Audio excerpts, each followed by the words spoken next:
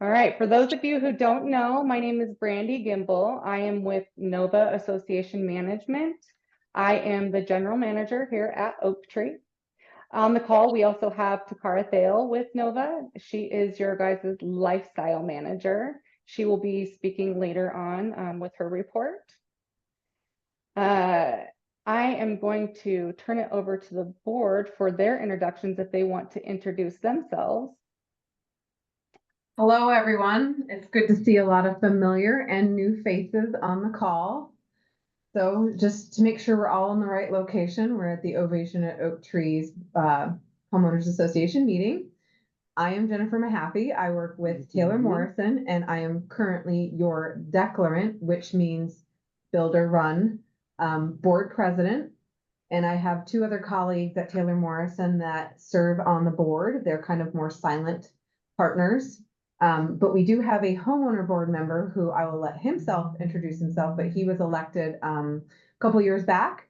And eventually, when we hit 50% of the homes closed, we will be electing another homeowner to the board, and that will actually be coming within kind of early 2025. So I will let Steve introduce himself. Right, so that one homeowner board member is me. I've been serving for just a little over 3 years now. We should hit that 50% mark around February would be my estimate. And then I'm going to voluntarily drop off the board later in the year, and we'll have two homeowner board members and basically 3 representatives of Taylor Morrison until we reach the 75% build out period. And as a reminder, tomorrow, first Thursday of every month, 11 a.m. to 2 p.m., I'll be in the pavilion. Come by, talk to me about your issues, concerns, suggestions for the community, or just have a meet and greet. Let me know who you are, if you're a new homeowner, etc. And I love to see all the old faces too. You're not old. You're just, seasoned. Familiar. Familiar. I like that. Familiar faces. Okay, so Brandy, if you don't mind, are you planning on sharing the agenda? Okay. So first order of business, when that populates the screen, we'll be calling to order. So I will officially call the meeting to order at 4:07 today.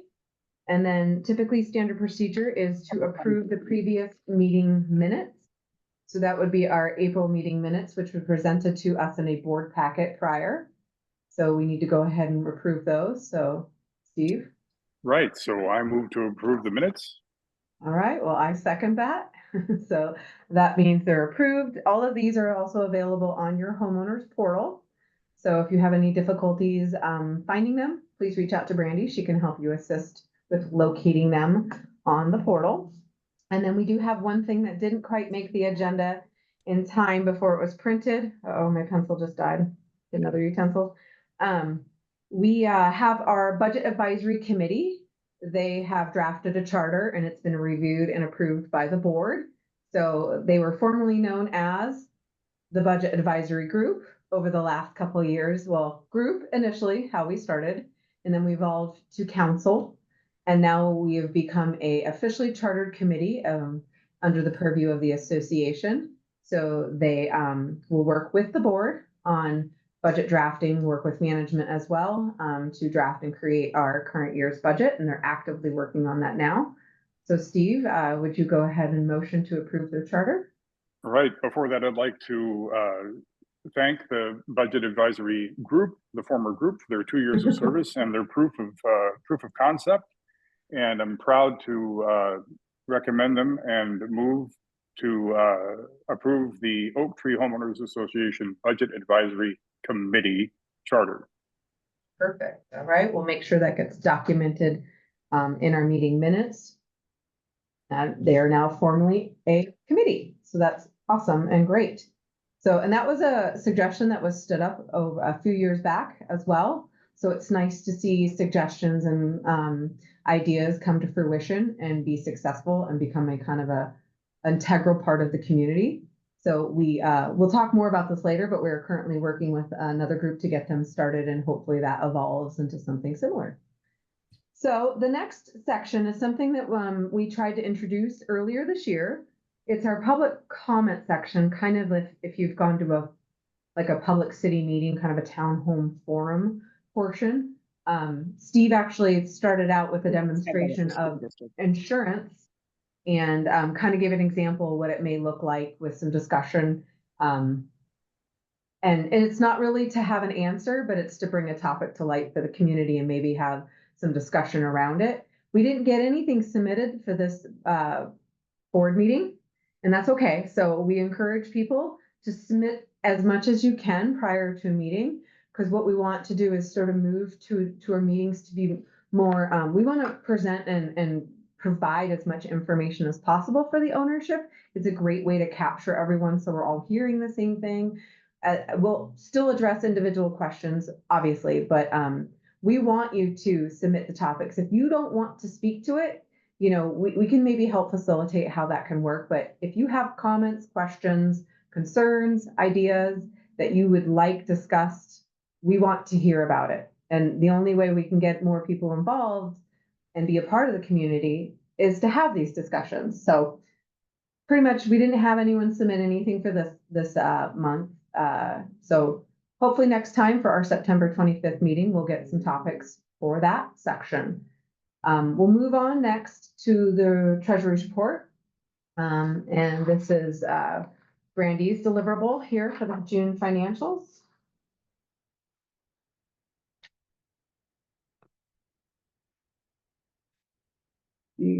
Muted. There we go. Can you hear me now? Yep. All right. So I did just want to mention to people that you can use the chat function down at the bottom of your screen to ask any of those questions at the end for the homeowners forum. So, all right. So going into the association's financials for June, your total operating account assets, which means a total of all, was $946,385.68. The checking or operating account was at $278,473.99. Savings account or operating sweep account was $631,498.50. All the other accounts, which is petty cash, prepaid insurance, is $36,413.19.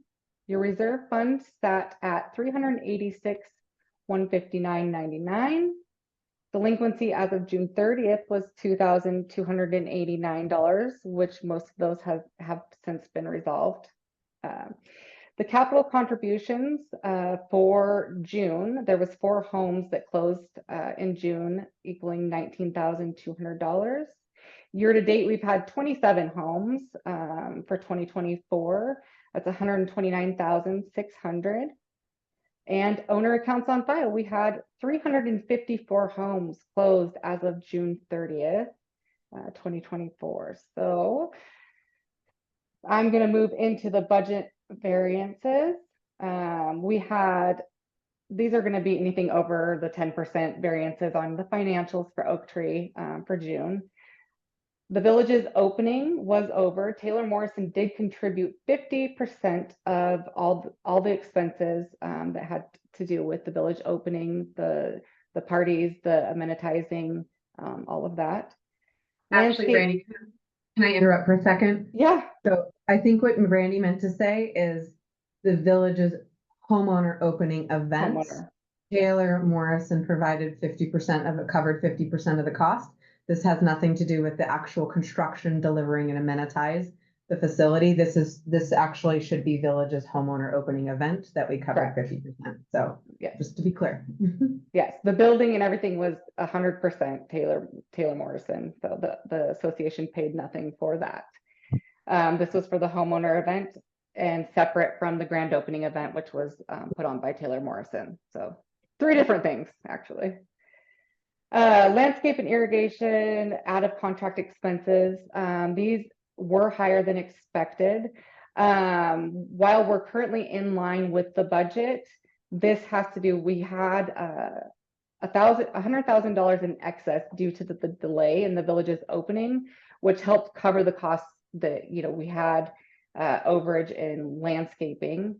The budget advisory committee is keeping a close eye on that, and we are planning accordingly for 2025 budget. We did have the computer replace the touchscreen monitor on the recumbent bike down at the pavilion. And that is all I have for the budget variances. So I'll just chime in here quickly about the budget. I know I've said this before, budget should always be important throughout the whole year to everyone, not just one time a year when we get to budget ratification. So if you have any questions or want to take a look at your financials, don't hesitate, reach out to Brandy. She can provide those to you. All homeowners have access to the financials to review them each month. So you can also be looking at and ask questions on how we're tracking. That also segues into our Budget Advisory Committee update as we go into the next section of our committee reports. And I believe William is on board to share. Welcome, everyone. Give me one Alrighty. second here. All right. Terrific. So Brandy went through some detailed numbers. What we like to do in the Budget Advisory Council. Oh, I got to change this headline. It's committee now. Yeah. I got to Yeah. change that. I changed it everywhere else, but I missed the cover slide. Shame on me. So what we do every quarter is we go through what we refer to as KPIs, key performance indicators. So Brandy went into some details. We try to take a big picture look to kind of give you an idea of the health of how the HOA is doing. Now, I offered to stream through this really fast. But Jennifer and Steve thought it might be a good idea, and we've got a fair amount of new people on the call. And for those of you who are right, what was the term he used? The regulars. Yeah. For those of you, this might just be a little refresher. All right, so let's go through these. So Brandy alluded to the fact that even though there was some extra landscape expenses at the in the first 6 months of the year. Looking year to date of where we are, looking back over the previous 4 years, we're right on track. So, and she touched on it. So if you look at my little footnote there, because we had amounts budgeted for the villages to be opened earlier than July, because of that, and because of Taylor Morrison pitching in on some of the expenses, we're right on track with budget. We should, with that landscape stuff, probably be over budget now, but as it turned out, it's balanced out and we're sitting right on budget. All right, let me let go of that so I can advance my slide.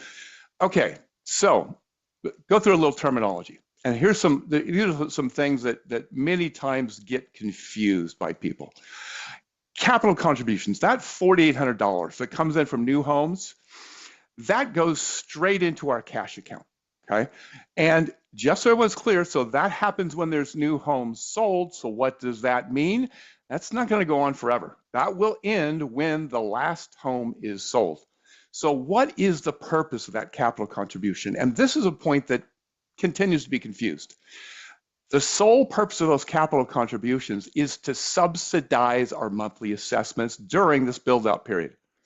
So just a quick example.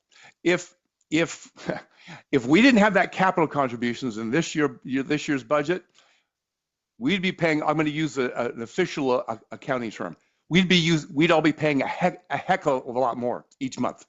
But that subsidy reduces that down to the $240. All right, so where are we with capital contributions?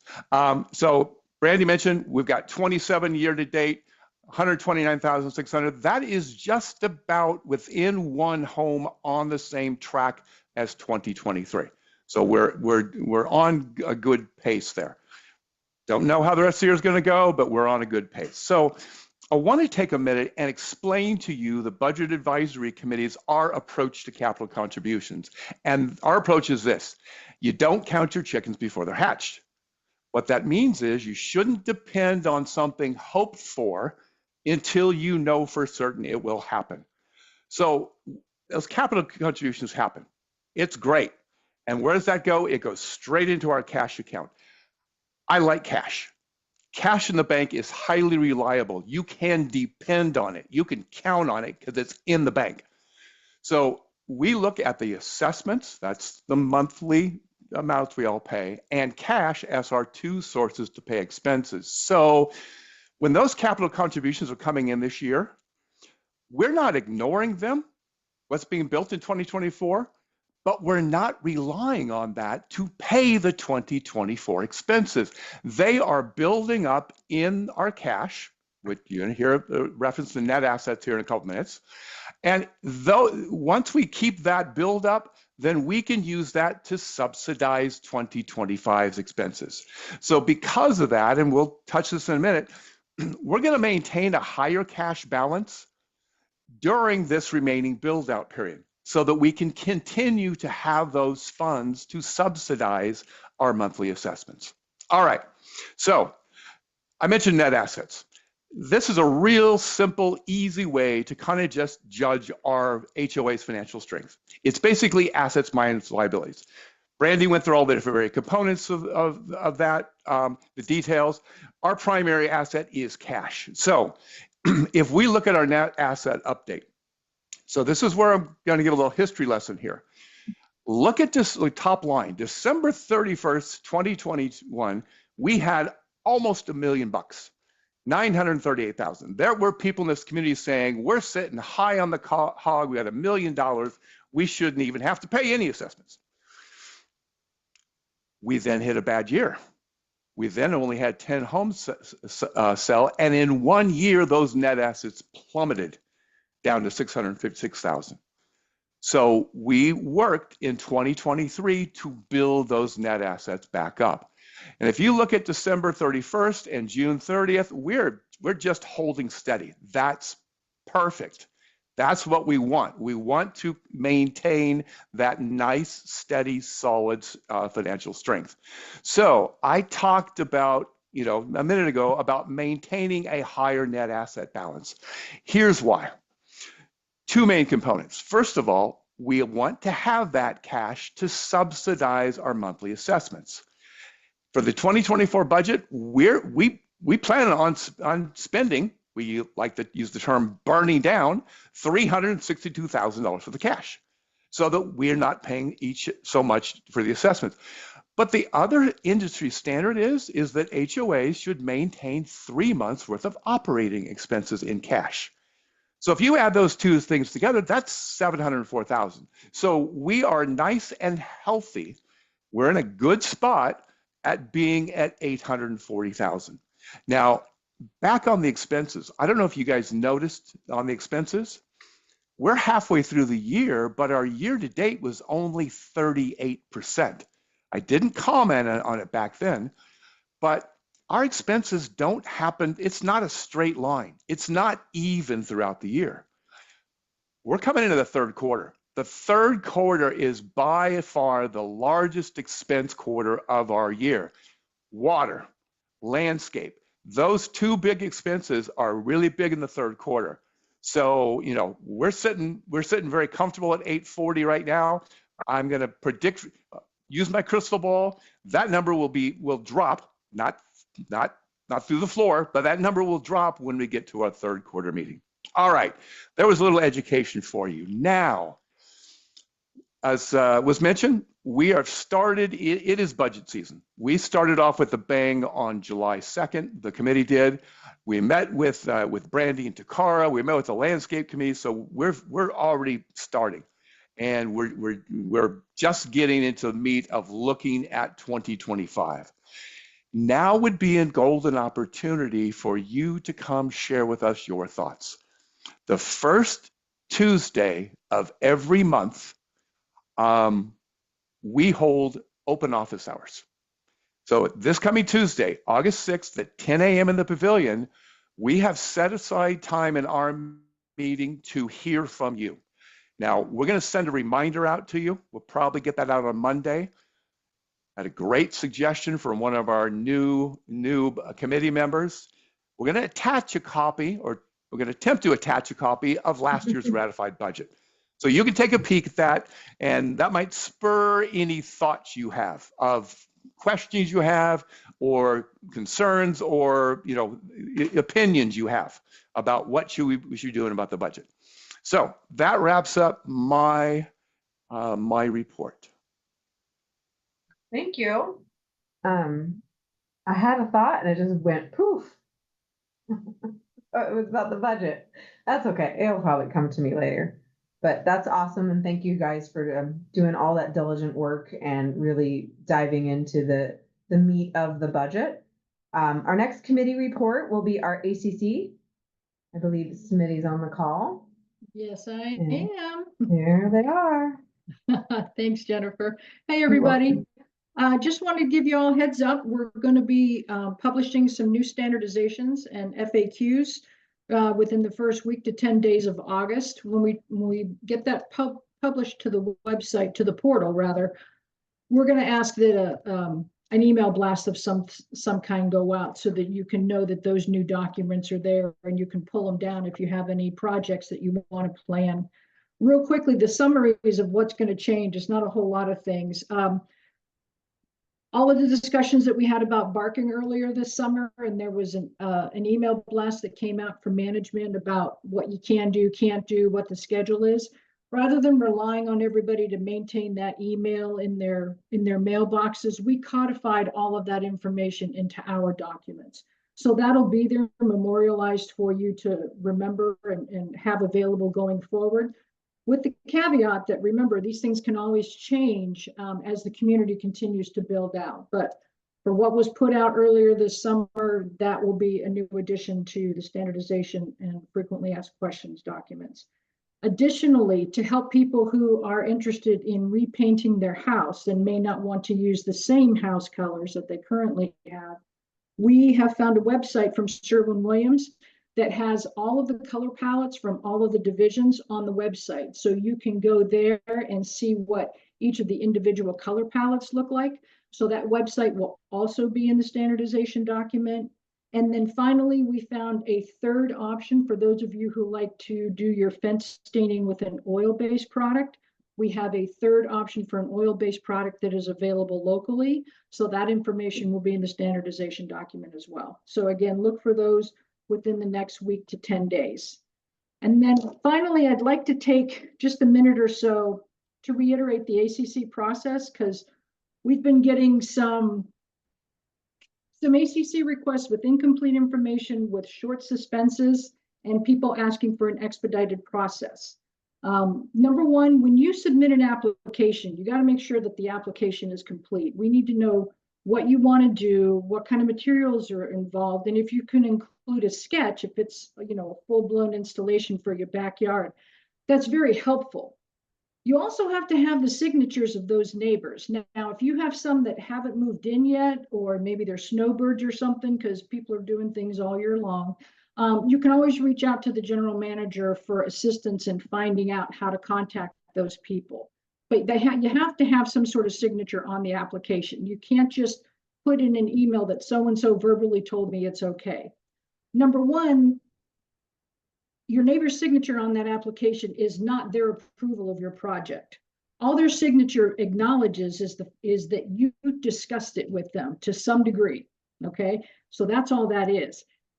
Then when we get it, we get 30 days to look it over and parse it out and figure out what all it is you want to do and what the impact may be to your neighbors. Now, resident within that 30 days is a 5-day window that your neighbors, if they have any concerns or questions about what your project is and how it may impact their property, they can go to the general manager or us on the ACC, and they can ask us to help them figure out or address those concerns, okay? And then finally, the board, those of us on the committee, you know, we're human beings like all of you. So we go to work, we take vacations, we sometimes get ill. So there is no expedited process where you send this in and, hey, I need it approved by tomorrow because the landscapers are coming the day after that. There's no process for that. That's why we need the 30 days, because there are things that we need to address. We all need our time off as well. And we want to make sure that we're doing a thorough job with all of these. So please keep those points in mind when you're submitting your ACC application. It will help make everything go much more smoothly. And if you have any questions or you can't find the document is on the portal, but if you can't find it or if you have questions about how to do it, please just reach out to Brandy and she can help you with any questions that you may have. And that's all I've got from the ACC. Great. Thank you. Mhm. Looks like Craig Gable and the Landscape Committee's up next. Hi, everybody. Craig Gable here. I'm the chair of the Landscape Committee. I guess a number of highlights. Division 3 has now been turned over to the HOA, and the maintenance of that will be handled by Pacific Landscape Management, which is our contracted landscape company. And that happened basically in May. We have, through their efforts, been replacing plants this spring and early summer. There are trees to be replaced in some owners and some other places throughout the community, but that won't happen until fall. Fall is the absolute best time of the year to do tree replacements to make them viable, if you will, in terms of getting their roots established. I want to thank everybody that participated in the bark survey that we did. The results definitely leaned 90% in favor of going to barking on an every 4-year cycle. What that means is there will be no barking in 2025, and we will resume barking in 2026. And then on a rolling basis, year after year after year. In addition to that, as you know, through our efforts with the ACC, it was approved by the board to allow homeowners to bark their front yards within a controlled methodology that we've established. And that all that information is on the portal. And like Smitty said, we created in concert with the ACC sort of mirrored documents regarding frequently asked questions. And so they're both on the portal. They basically mirror one another in terms of what you can and you can't do relative to barking your own front yard. We're presently, I think it was pointed out by Dickey that in July, our committee met with the Budget Advisory Committee. We gave them input regarding what we felt were some of the needs that need to be addressed in 2025 from a budget standpoint. We've been then working with the board and with our landscape contractor to obtain additional data so that we have some cost parameters for some of the items that we suggested.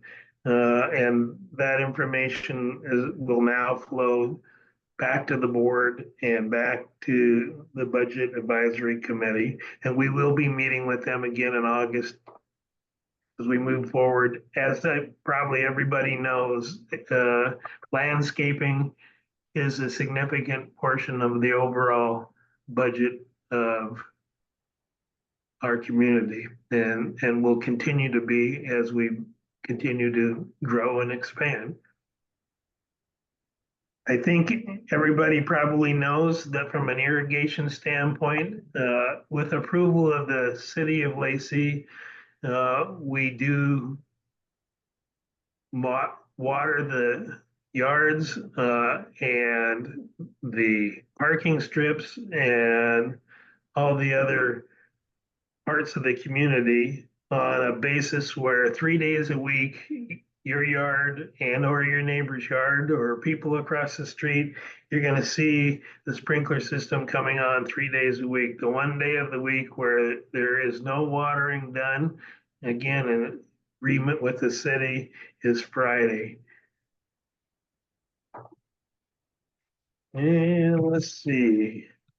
I guess about the last thing from my standpoint, much like other committees, we have members of the committee that will be rolling off. And they've served their tour of duty, which generally is 2 years or better. And so we've got some people that would be rolling off of our committee between now and the first of the year. So any of you that might be interested in joining the committee, please reach out to Brandy, let her know so that we would invite you to come to one of our committee meetings to sort of see what we're all about before you totally throw your hat in the ring. But we encourage people. It's a good committee. We do a lot of really good work. And probably the biggest thing that we do is monitor the performance of the landscape company. And I'm pleased to say that the current landscape company, we think, is doing a pretty stellar job. So that's all I have. Thank you. Thank you.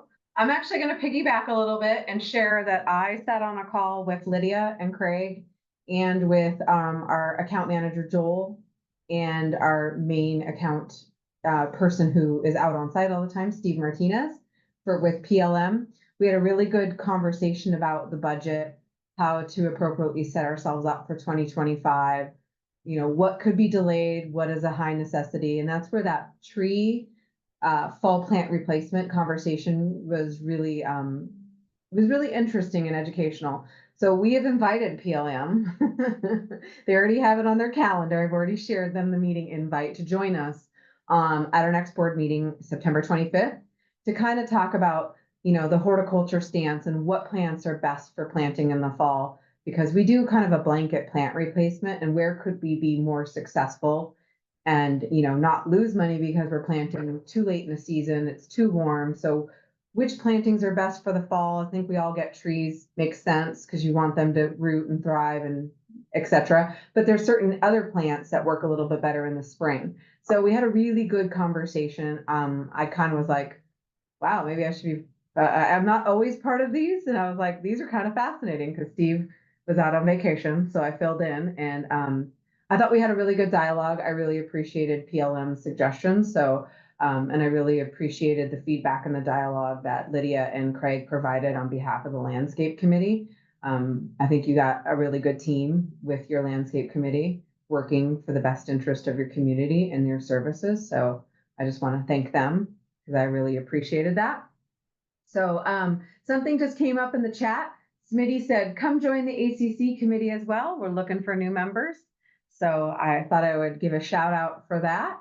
And that kind of summarizes our committee reports. So then it goes into Brandy's management report section. So I will let her take the helm on this part.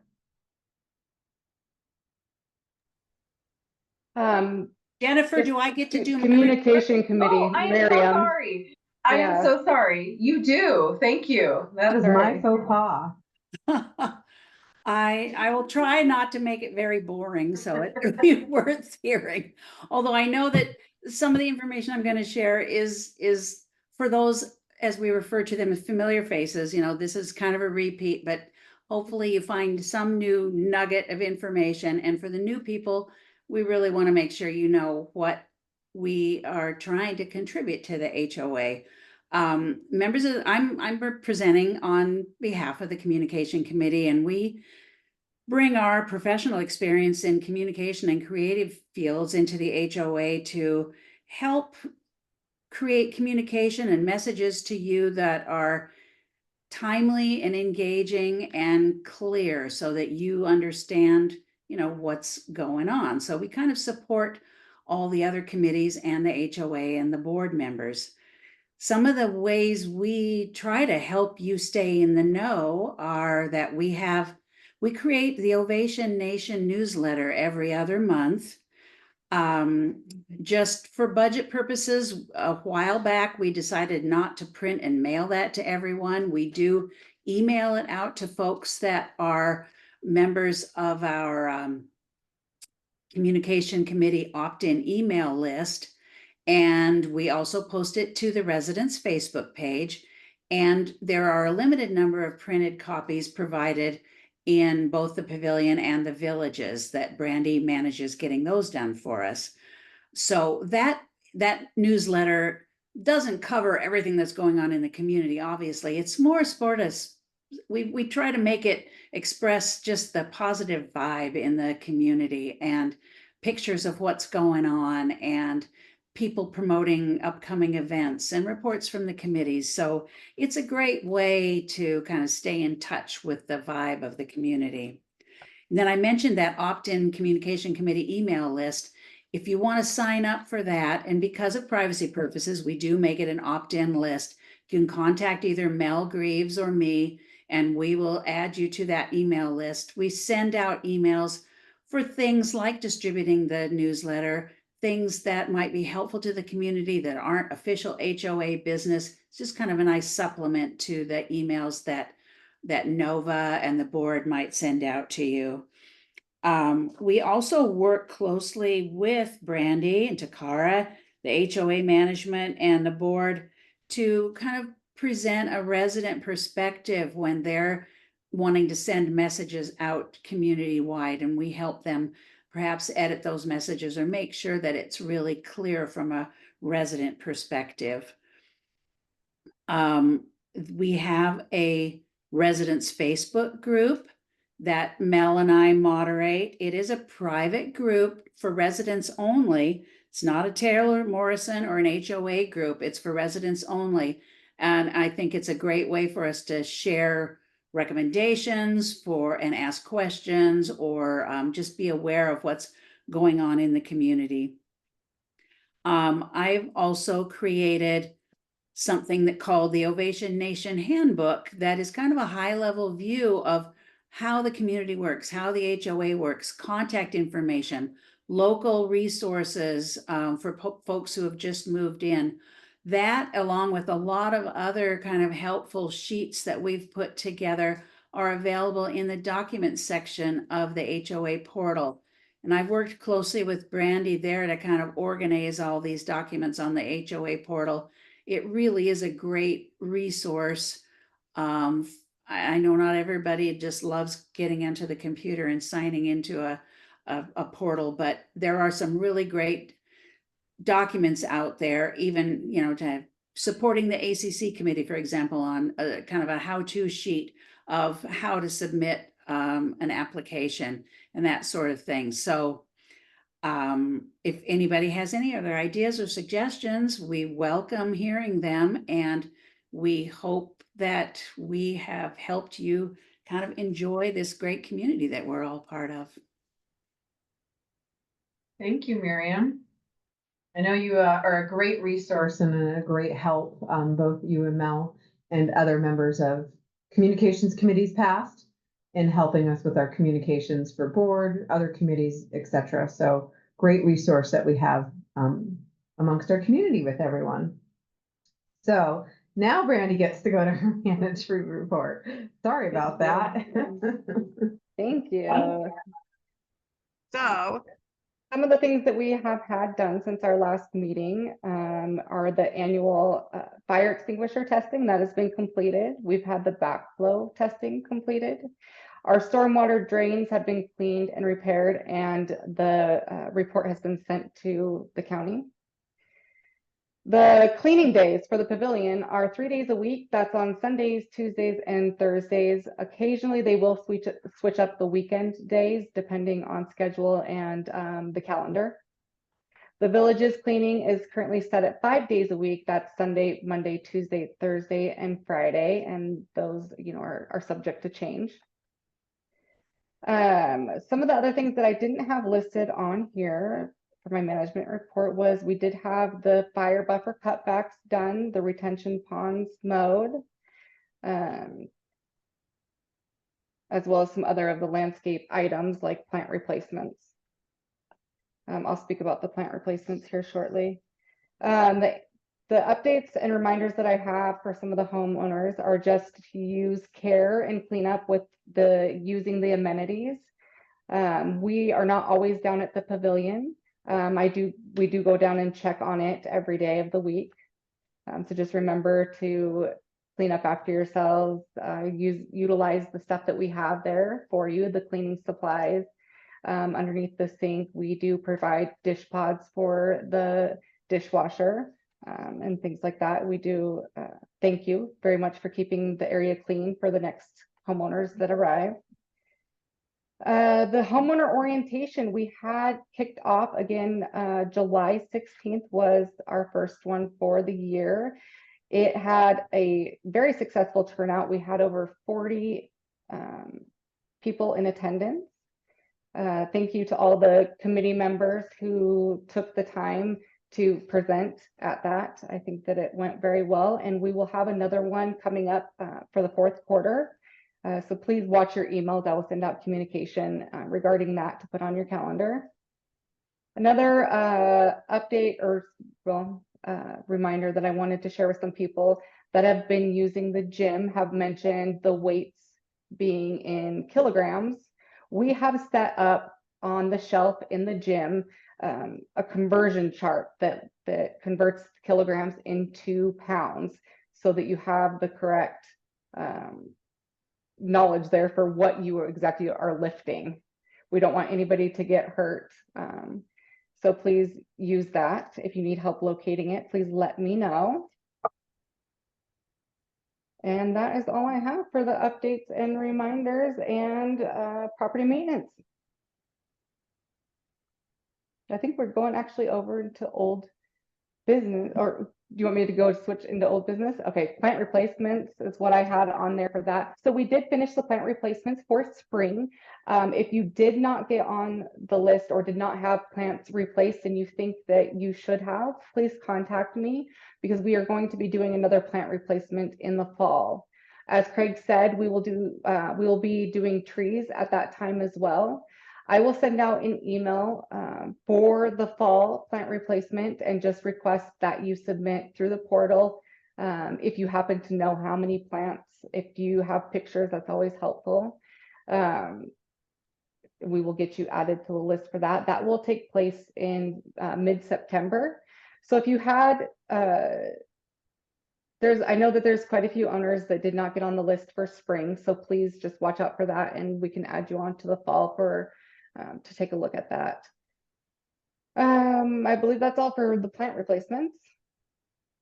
I'll just do another reminder about plant replacements. We do like for like. Usually we'll make a change in a planting that's something that might thrive a little bit better. So your requests, we try to accommodate to some level. So I don't want people to be disappointed that they didn't get like the pink azalea bush. I mean, it's like for like, you know, we have variables that we can't control. The landscaper has variables that they can't control in terms of supplies. But we, I think Brandy has mentioned this before. Unfortunately, no special requests.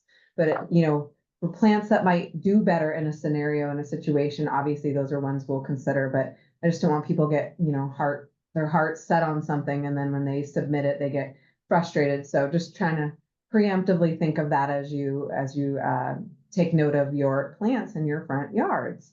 And so new business, yeah.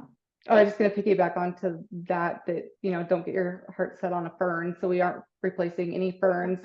And, you know, a lot of people have special requests, and just to keep in mind that we can't take all the special requests in, it just takes up too much. And so we'll be doing an assessment of, so you might get 4 plants instead of the 7 that have died, and then like for like. Yeah, I'll actually just mention this since we're all here on the call. Moving forward in Div 4 and onwards, ferns have been eradicated from Yay. The planting list.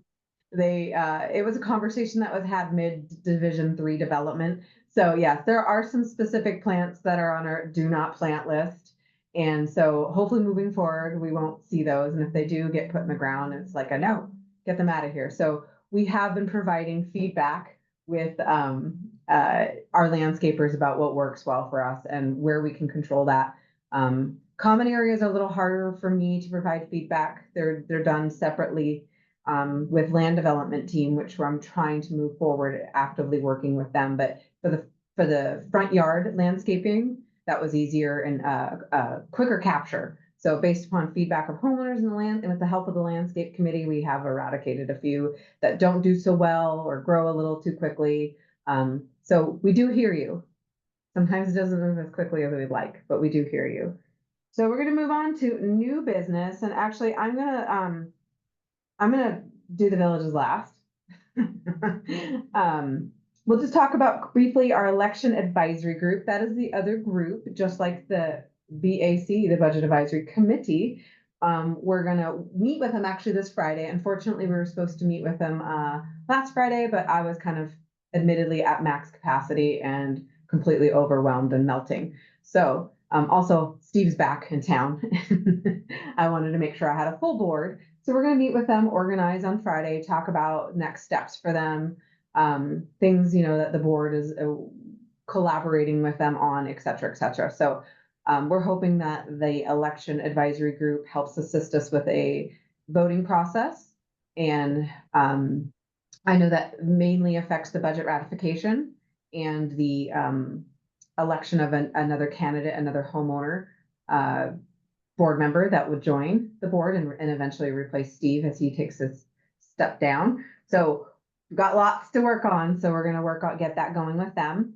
I'll just do a quick call out right now. We had, I think, about 6 homeowners right now that are interested in some form of a amenities committee. We had originally stood up a pavilion committee that was specific to the management activities, you know, all sorts of things related to the pavilion. But now that we have 2 amenities, we're going to make it broader. So if anyone's still interested, we haven't actually set up the first meeting, but Brandy's going to meet with interested individuals, kind of get some ideas and concepts. The board doesn't really have a set concept of what we have some ideas, but we want to hear from the owners as well. You know, it takes a, pun intended, takes a village to run a village and a pavilion. So, I mean, I'll mention a little bit more about that in the villages update, but City of Lacey watering schedule. Once again, we are on the City of Lacey water schedule. They are pretty, they're pretty fastidious about said schedule. So some of you are on the odd sort of Sunday, what is it? Sunday, Tuesday, Thursday schedule. And then some of you are on the others. We are not supposed to be watering on Fridays. Taylor Morrison, as the builder, has an exemption to water newly installed front yard plantings and sod. They can water that up until unlimited, up until when it's delivered to the homeowner. But we as an HOA, I mean, they're coming around and checking, I'm gonna be honest. We need to be adhered.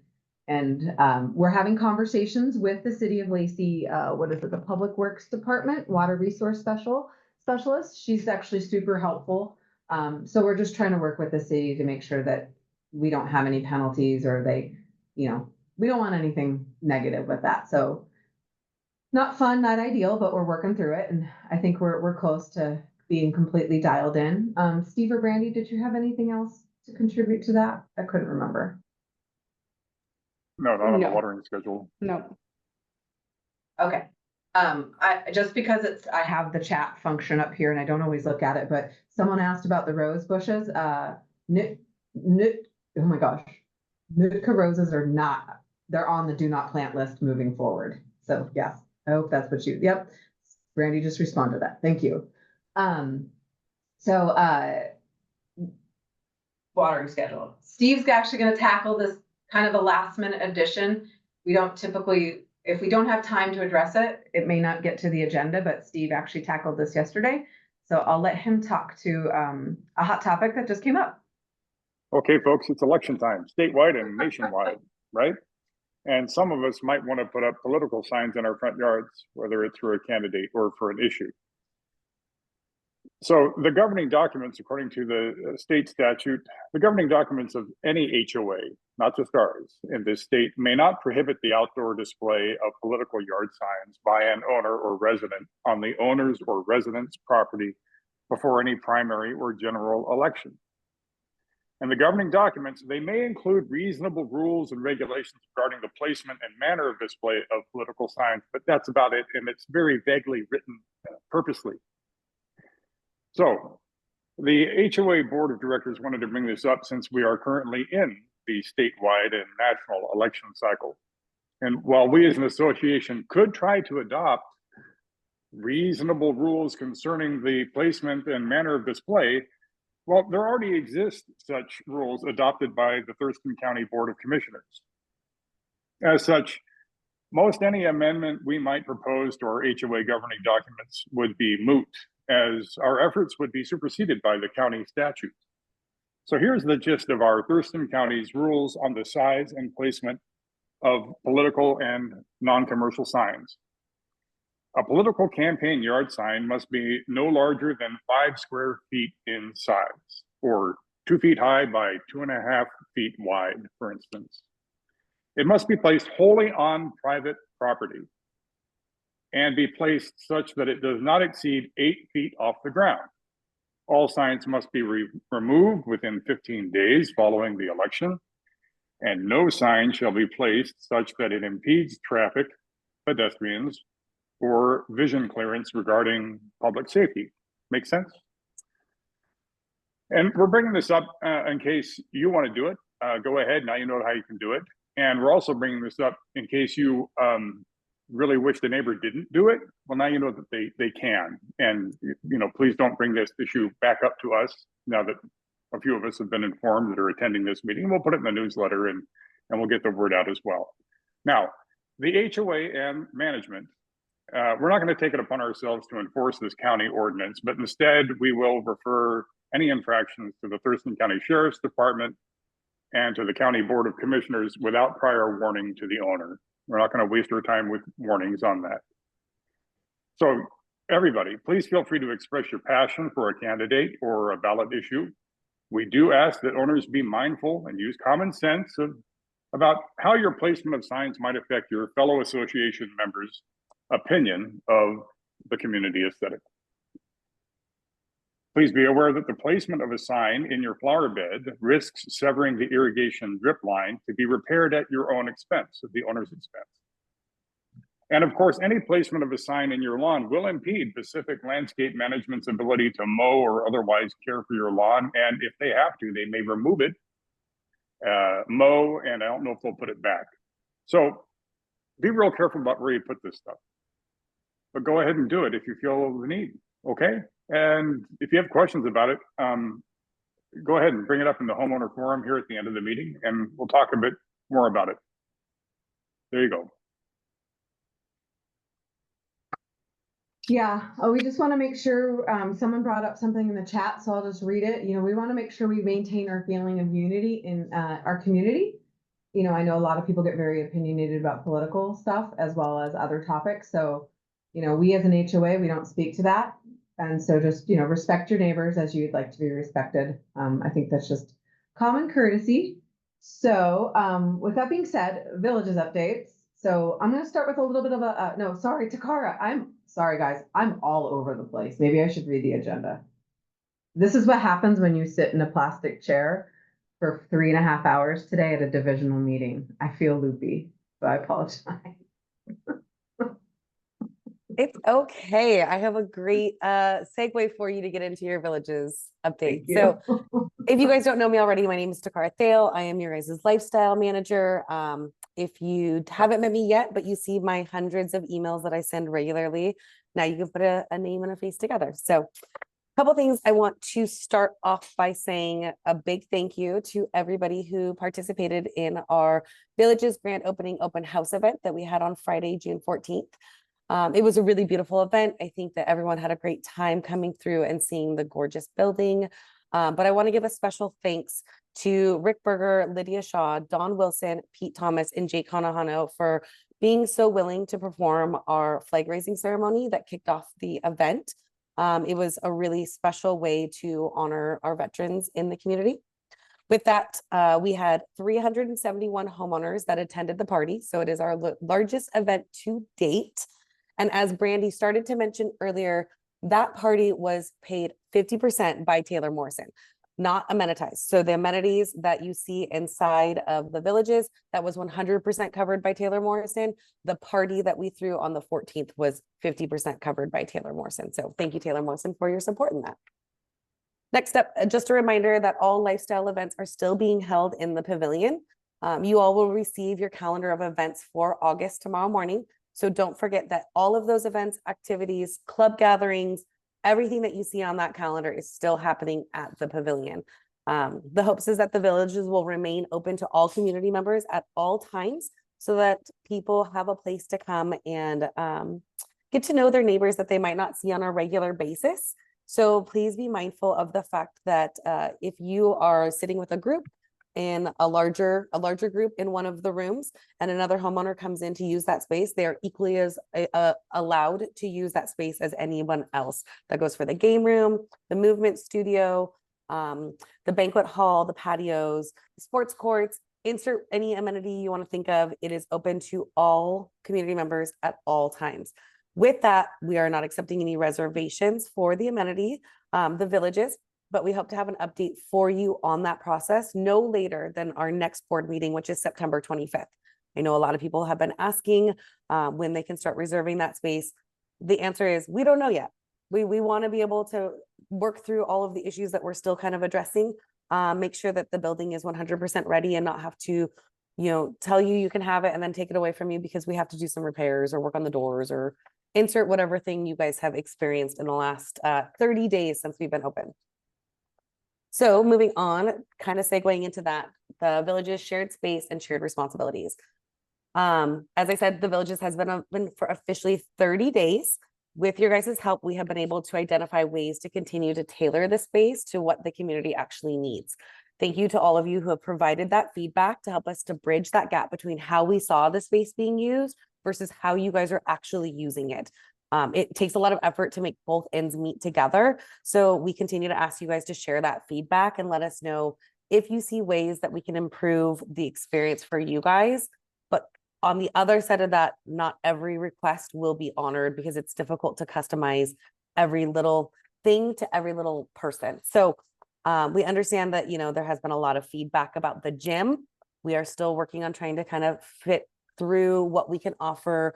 We're still working with Techno Gym to figure out how we can customize some of the things that we have in there. We did get the request for lightweights. Those have been purchased and they are in the movement studio, like closets where the double doors are. But as a reminder, we still have lightweights down here at the pavilion, and I've been down here all day and I have only seen about 3 people use the gym. So if you're looking for a quiet space to use some lightweights, there's still another gym down here. Last but not least, as I said, we will try our best to accommodate all of the requests that come through. So if you see something and you would like to share it with either myself or Brandy, please do so that we can become aware of it. Because as I said, we are looking at it as a completely different facet than how you guys see it. So please work with us to help us see it from your perspective as well. Next, we're going to talk about access to the village's outdoor amenities. So there are adorable little locks on all of the fire pits outside. There's an outdoor bocce ball storage box that houses 2 sets of bocce balls. And then there's also a shed out on the sports courts for a couple different pickleball related items. The code to every single one of those locks is 910. That is available for all homeowners. That will also be posted on the portal. As homeowners, we want to make sure that you guys have access to those amenities at any given time. But with that, it is your responsibility to make sure that those amenities are being resecured so that things don't walk away or fire pits don't get left on with gas going, which is an added expense to the HOA. So please work with us to keep those things secure, keep those things safe, because as I mentioned, Taylor Morrison did amenitize the building for us. But at some point, those added replacements and maintenance will become an HOA expense. Another aspect to that is our beautiful coffee maker. Thank you, Taylor Morrison, for a fun way to drive community engagement up in the banquet hall. I love seeing all of the different faces that pop up in the morning to have their delicious cup of coffee and chat with people that they might not have already known. This is a great community feel.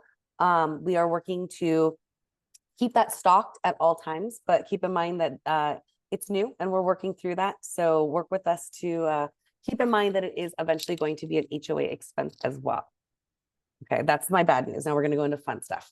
So we are working on planning our next big community event that will be held at the villages. It will be an end of summer celebration. I'm still working on the exact date. Part of that is whether or not we are able to utilize that back lawn that is behind the villages. So we want to be able to maximize our space. So watch your inboxes for save the dates. If you are interested in working with me to help plan this event and share suggestions or even just put your 2 cents in, please reach out to me directly and we'll see if there's a way that we can get you involved in that. And then my last update, because I feel like I've really just thrown them out there for you guys, sorry, is just a reminder that we are going to be holding our first annual Ovation Veterans Day celebration. That date is November 9th. If you or someone you know in the community is a veteran and they have not already given us their information as far as dates of service, branch of service, and they would like to, please reach out to myself, Kim Smitty-Smith, Rick Berger, Lydia Shaw, because we really want to make sure that we are providing an event for all of the veterans of Ovation to honor them. And again, more information will be coming on that in the following weeks. So that is my long list of updates. Thank you. Thank you. Appreciate that. So I guess the villages is more of the Taylor Morrison type update, which we didn't do before because I know these are the burning hot topics. Unfortunately, like I mentioned, I was in a divisional meeting and actually the software system that we pull our sales numbers is actually doing a update. So couldn't pull exactly where we at other than what Brandy mentioned, 364 closed homes. I do know we're still at a sales rate of 4 to 5 homes a month. And I know mid-September is the target date for the updated revised sales complex. And so there's some changes moving forward in Div 4, Div 5 homes that we're hoping will, with the opening of the amenity, it being open and available for new prospects to tour, and with the new improved sales model complex, that the rate of sales will drive upward. We're shooting for the goal is to have a solid 6 and then eventually to 8. So we're really wanting to drive traffic, and that actually benefits you if you were paying attention to William Dickey's VAC presentation. That means more sales, more homeowners, and more capital contribution. So side note on the capital contribution, I know this comes up a lot. I love Steve's animation. Somehow he gets those. I know this comes up a lot, so I know it's not necessarily in the right part of the meeting, but I remembered it after people were speaking. The amount of the capital contribution is a builder determined number. I have received great feedback and suggestions to, approach my team to ask them to possibly increase that, as it has not been increased in a while. Those conversations are being had. I'm an active supporter of that. So I'm trying to get that, moving and have that dialogue. So I know, because a lot of people get a little frustrated and like, well, how come it hasn't moved? Well, that's not an HOA deliverable or a number that we can adjust, but on the builder side. So I'm actively having those conversations, and hopefully we can get some traction on that at some point in time. I know that comes up a lot, so I thought I would just address it now. So the villages, just like Takara, I think she said it really well, so I'm not going to beat it down, but, thank you for your patience. We received the building pretty much the day of the 14th, kind of in that sense, where we actually started to get in there and start understanding how it may function and feel. So we are trying to address any of those safety concerns first, more so than any personalization, as she put it. To help improve that experience, but we're trying to do it the best we can, as quickly as we can. The pickleball court opened up on Saturday, and some great feedback was provided already for that, so we're looking into it. The pickleball court will eventually have a keypad as well. So I know it currently doesn't now, but it eventually will have a keypad, so we just don't have, randos off the street coming in and using our courts. So keep that in mind, because I know that's been a burning question. I do have a little laundry list of random topics that I'm just going to kind of go down. These are all things that have come up, conversations, feedback, you name it. Carpet is light colored. We do have a carpet cleaner for the association. However, if you bring any outside drinks and they may have color, like wine, red wine, maybe think about using spill-proof containers. I know it sounds silly, but we want to make sure we maintain our facility as well. So we had an incident, so that made us think about that.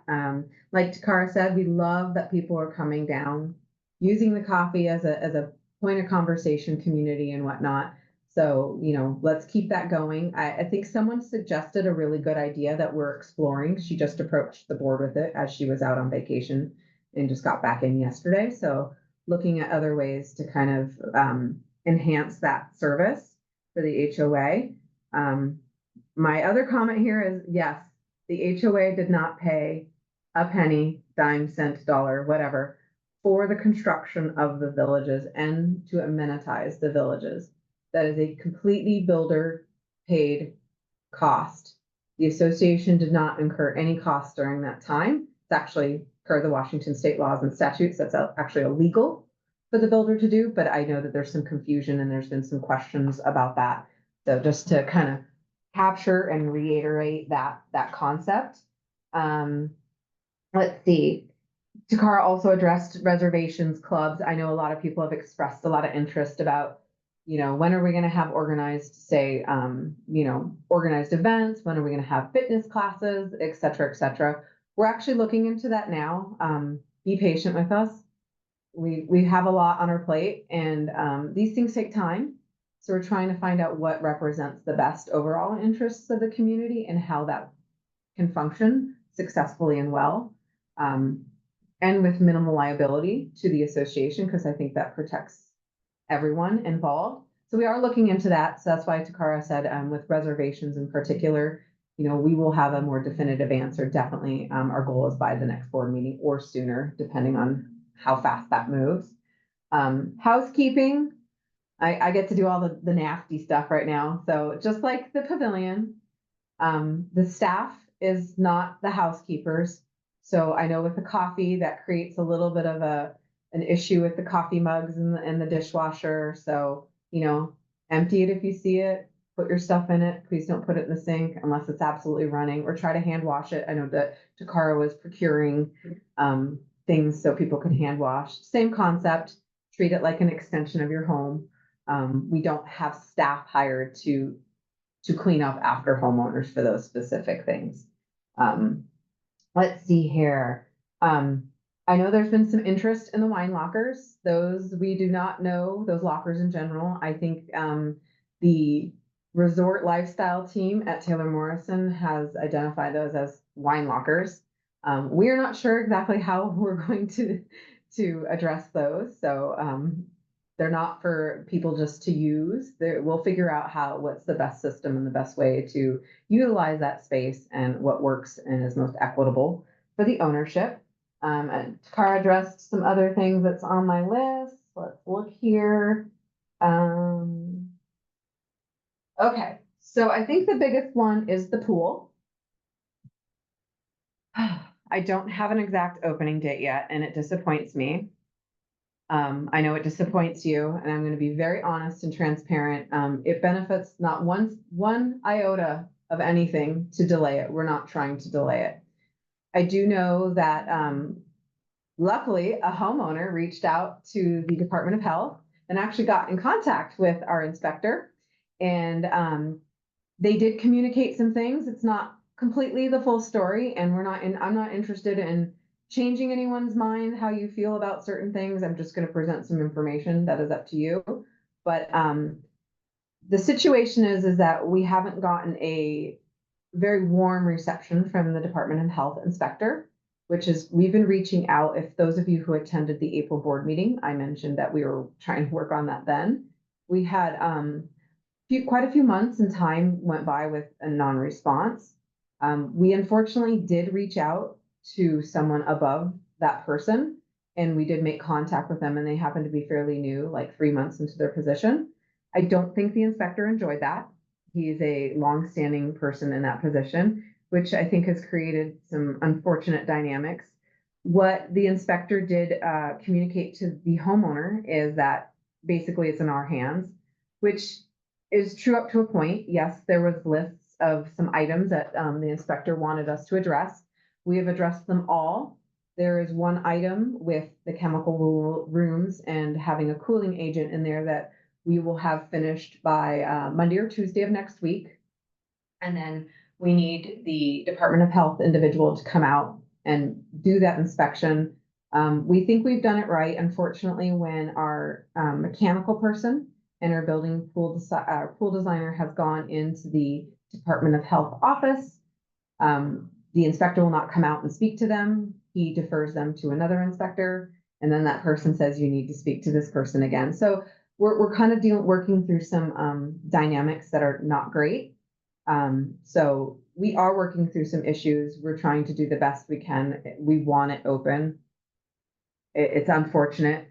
So I know some people are very frustrated and we've had some people be very angry. I get it. To piggyback on that a little bit, to side note, also when Takara sends out updates of like when, you know, the pool and whatnot, she's sending them on behalf to make sure that we get you the information as soon as possible because we are set up to do that.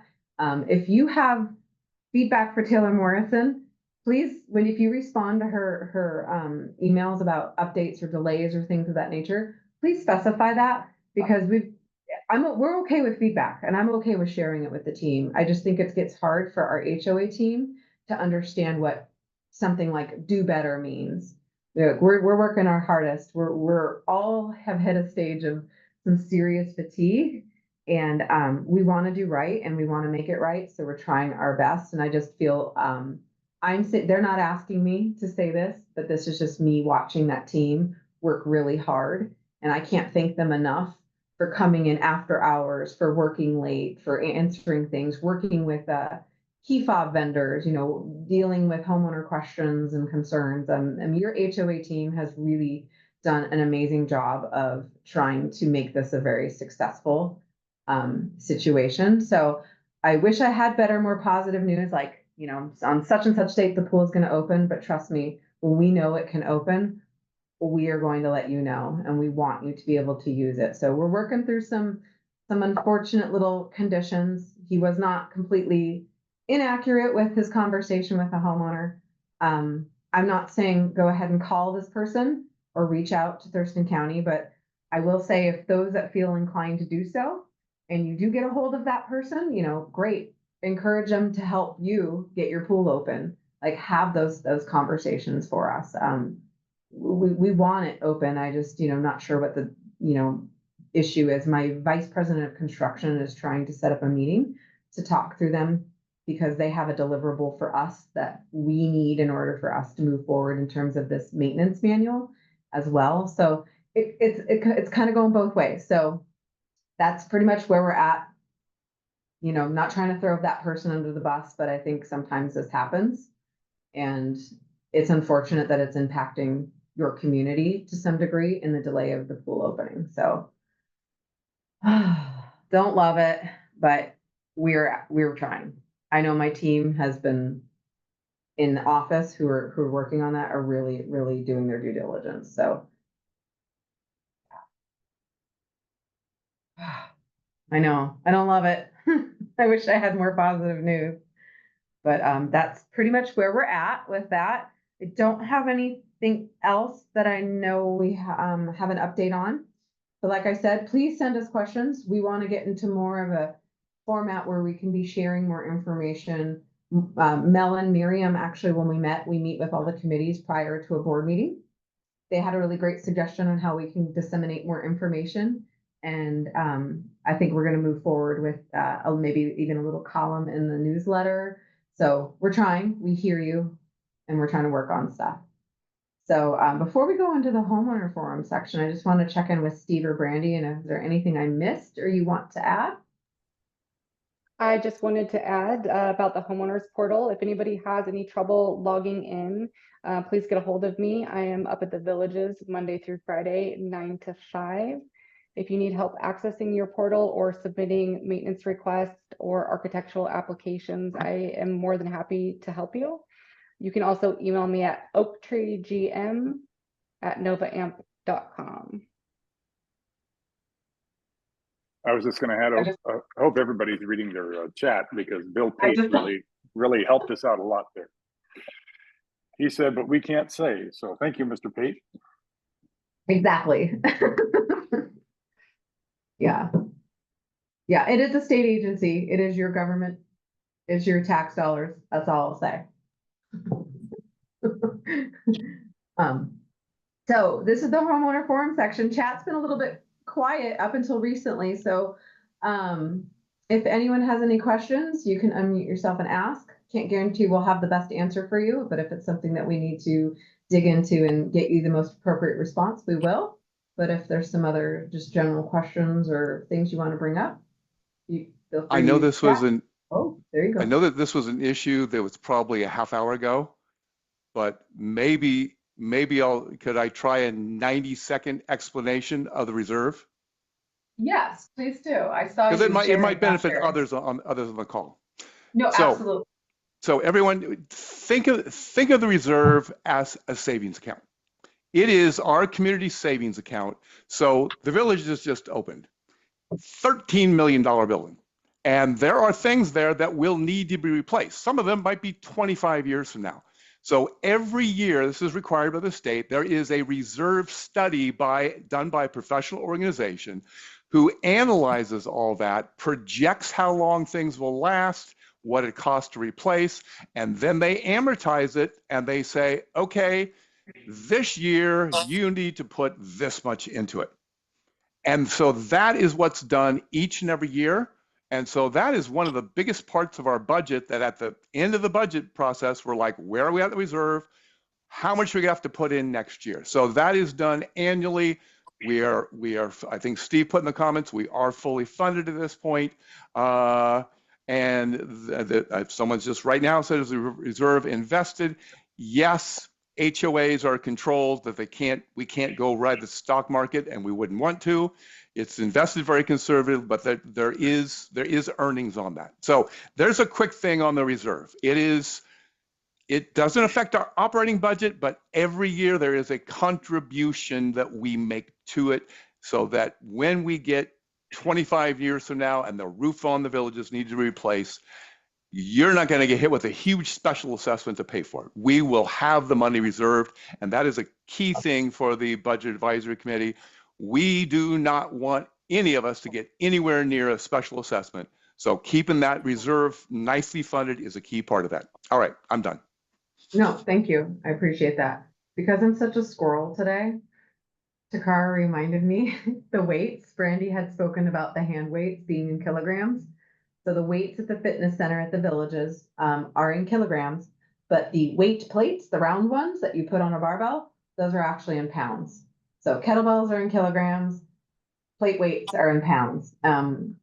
We didn't realize this until someone pointed it out. Technogym is actually an Italian company, and so they're European. So I think that was probably kind of why they do kilograms. We didn't catch it, so we appreciate those that did catch it. Sorry, that was in my chat, so I just wanted to make sure I addressed everything that I saw. Any other questions? I see some good feedback about the dog park. It's a hit. I love it. Brandy is actually working on getting a maintenance contract for that. So it's going to be part of either our current landscaper or a separate company called something like Lawn Doodles or something of that nature, trying to find the best resource that can accommodate. So if the trash doesn't get taken out as soon as one might like, especially in the heat, we'll make sure we get it addressed. But in the meantime, just know that we are working on that. Oh, Yeah, and now that we're in the homeowner forum, if you just want to unmute and talk to us with your question, if it takes too long to use the chat, then just do that. Well, we're waiting for someone. Interrupt me if you need to. Someone asked, please remind people to rack the weights that they're using, because if you leave them down, they're tripping hazards. So that's a good piece of feedback. Yeah, and in the chat, there's always going to be very reasonable suggestions as to alterations we could make to the architecture or to add or subtract something from an amenity. I hope people saw my point that once an amenity is delivered to us, or a common area like Division 3's medians and flower beds, once it's delivered to us, any changes we make to it is no longer an expense incurred by the builder. It's an expense incurred by you and me, our HOA budget. So we have to be careful about that. And we have to kind of be slow about that, because we want to get that expense approved in the next budget. Yeah, that kind of thing.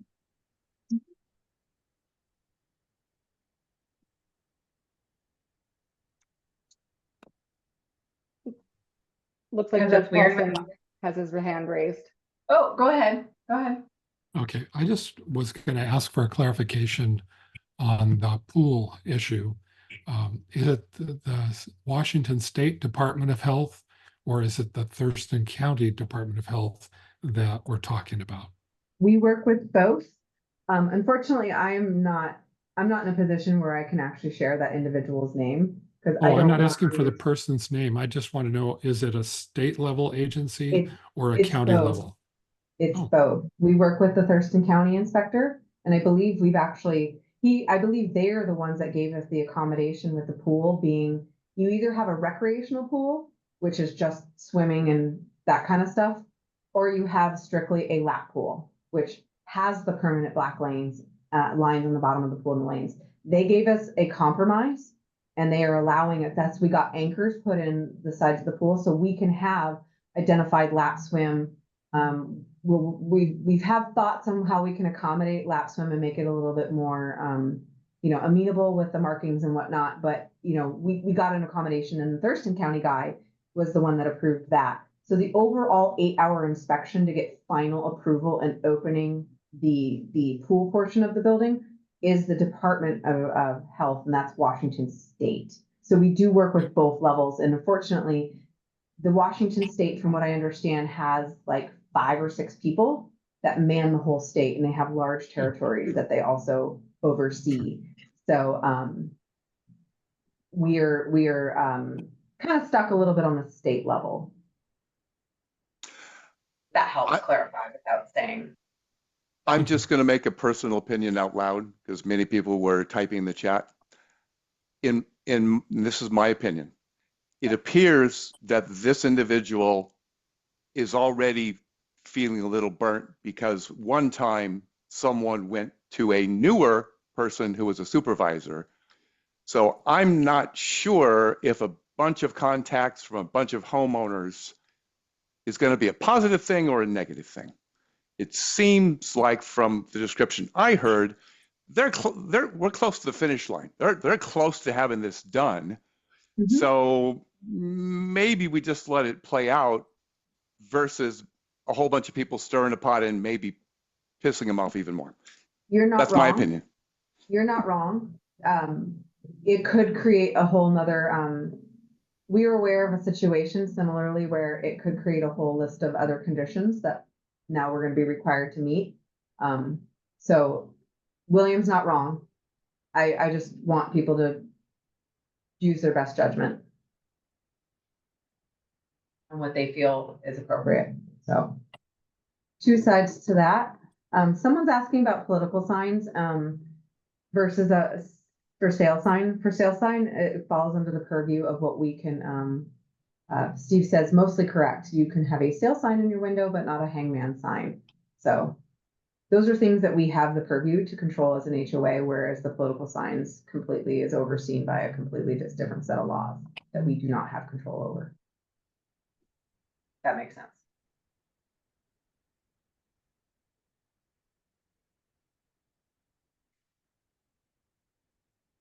I feel like we need music for this section. As always, I'm going to actually share one little sentence that someone had provided in their interest to be in the EAG, because I think it's actually great. So I hope they don't mind that I'm kind of quoting them, not verbatim, but they said something to the effect of, a community is only as good as the people who live in it. And I think we have excellent homeowners with our community. And I thought that was a really good sentiment to share. Maybe we end on that note. We all strive to be good neighbors, to be good community members. And, I think, what couldn't be better? Like, we have a beautiful amenity, we have great resources within your community. And I think there's a lot of really cool things going on with lifestyle and with other groups and homeowners that have set up. I've been here since day one with the community, and it's really cool to see the progression and the growth that is happening and the constant evolution. So I think that's awesome. And when I read that, I highlighted it because I was like, what? I love that. I love that for this community. So my last 2 cents.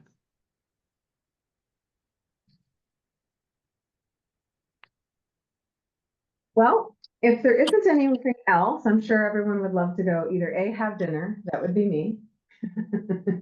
And B, maybe enjoy the sunshine, and C, maybe Brandy might want some sunglasses, so she's not blinded by the sun. Yes, thank you.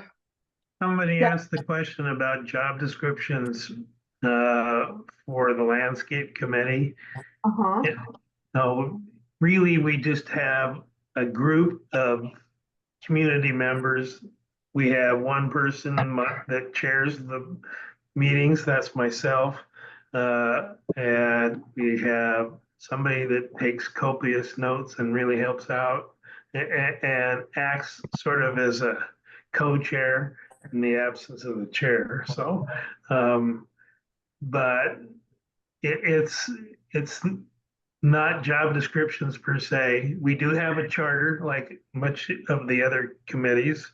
And we can certainly share the charter with people, which kind of describes in a few paragraphs what the responsibility and accountability of our committee is. And that's basically that document is our guiding document.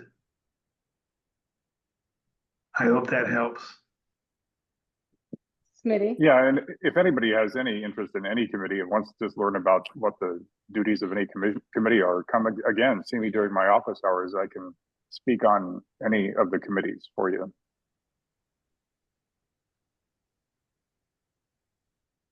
Smitty had her hand raised, but she put it down, so I think she might have been wanting to piggyback on that for the ACC.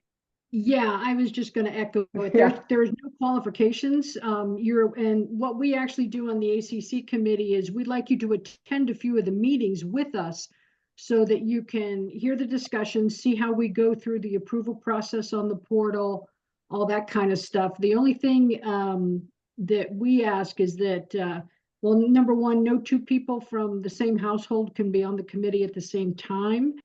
And then we do have a code of conduct that includes a confidentiality stipulation because of the information that you're going to be have purview of when people submit their applications.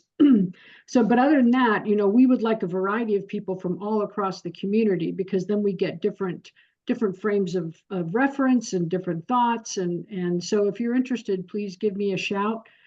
We switch over in October, so there's still time to get on board if you're interested, and we can have up to 7 members, 7 to 9, I think.